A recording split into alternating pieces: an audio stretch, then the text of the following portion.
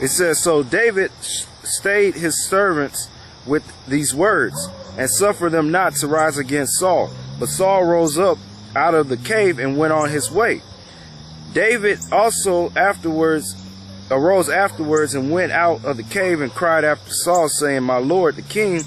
And when Saul looked behind him, David stooped with his face to the earth and bowed himself. And David said to Saul, wherefore hearest thou men's words, saying, behold, David seek thy hurt?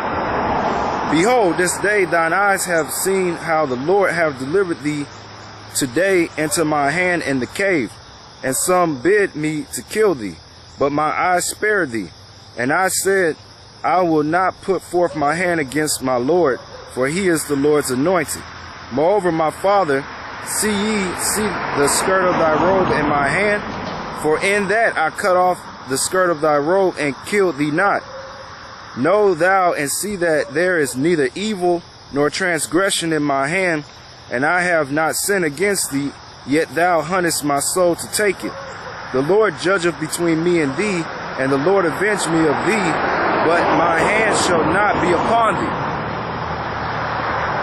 As saith the proverb of the ancients, wickedness proceedeth from the wicked, but my hand shall not be upon thee. After whom is the king of Israel come out? After whom doest thou pursue? After a dead dog? After a flea? The Lord therefore be judge and judge between me and thee, and see, and plead my cause, and deliver me out of thine hand. And it came to pass, when David had made an end of speaking these words unto Saul, that Saul said, Is this thine voice, my son David?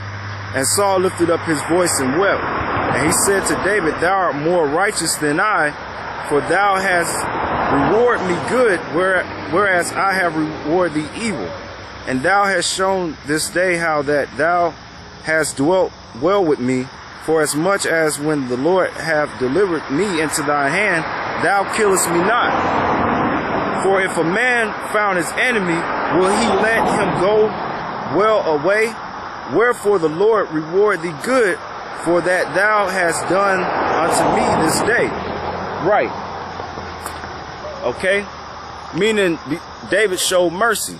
And that proves that the North American Indians, them doing count the coup, basically they will roll up. I'll read the definition again. They will basically go and either touch or take an article from their enemy and do it without them being awares. All right, and that was a show of both that he was a valiant warrior, meaning he was very brave, and that he was a man of mercy, because he could have killed the man, but he had showed mercy unto him. All right, unlike the imagery that most people have towards the North American Indians. They believe we were savages, but that was a byproduct of basically recompensing the things that was done unto us by the so-called white man, the red man. Because the things that he did unto us was barbaric and savage, and we just recompensed him what he did unto us. And then in that instance, that's where he portrayed the image that we're a bunch of basically savages, man, which is not true.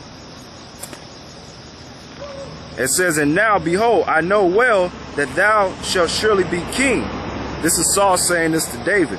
And that the kingdom of Israel shall be established in thine hand. Swear now therefore unto me by the Lord that thou wilt not cut off my seed after me, and that thou wilt not destroy my name out of my father's house. And David swore unto Saul, and Saul went home, and David and his men got them up unto the hold. Right. So I'm going to read this, what it said about counting the coup. And I'm going to read one more account of David having another opportunity to kill Saul, but he chose not. And this was even more daring. Right, so this is from, like I said, A Brief Guide to North American and Native American Myths and Legends, edited by John E. Lewis. Page 11. It said, warfare was a way of life for the plain Indian males. There were certain differences between the tribes as to what counted as the most daring exploit in war, but generally to count coup, to touch an enemy warrior harmlessly with hand or weapon, was topmost. Right.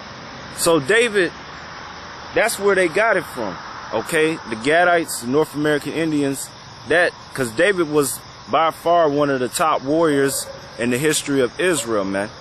All right, and you have to be very brave and very brave to creep amongst your enemy to remove or touch something on him without him being aware and be able to get away from him without being detected. All right.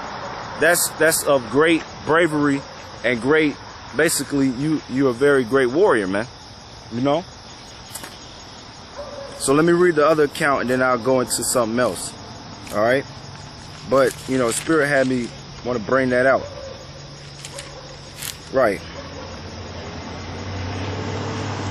Right. This is another account where Saul was pursuing after David and his men.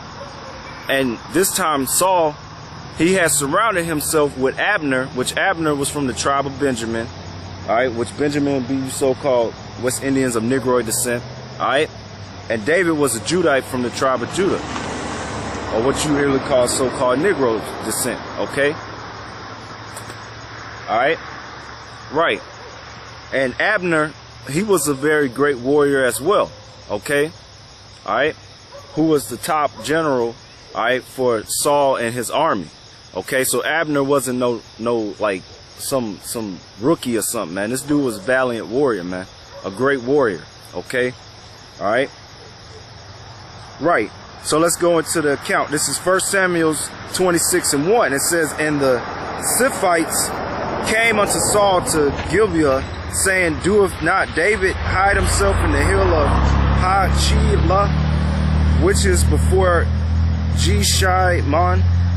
Then Saul arose and went down to the wilderness of Ziph, having 3,000 chosen men of Israel with him to seek David in the wilderness of Ziph.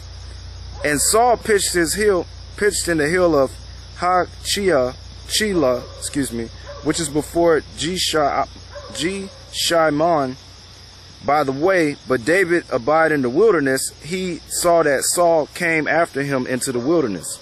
David therefore sent out spies, understood that Saul was coming in very deed. And David arose and came to the place where Saul had pitched. And David behold the place where Saul lay, and Abner the son of Ner, the captain of his host.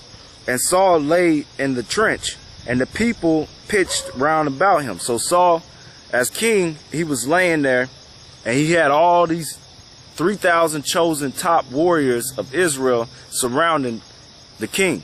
And Abner, the captain of the host, or the general, was right next to Saul as his top bodyguard, okay? It says, Then answered David and said to Ahimelech the Hittite and Abishai the son of Zeruiah, brother to Joab, saying, Who will go down with me to Saul to the camp? And Abishai, that's his name, Abishai, said, I will go down with thee. So David and Abishai, came to the people by night, and behold, Saul lay sleeping within the trench, and his spear struck in the ground at his bluster. But Abner and the people lay round about him. Then said Abishai to David, God have delivered thine enemy into thine hand this day. Now therefore let me smite him, I pray thee, with the spear even to the earth at once, and I will not smite him the second time.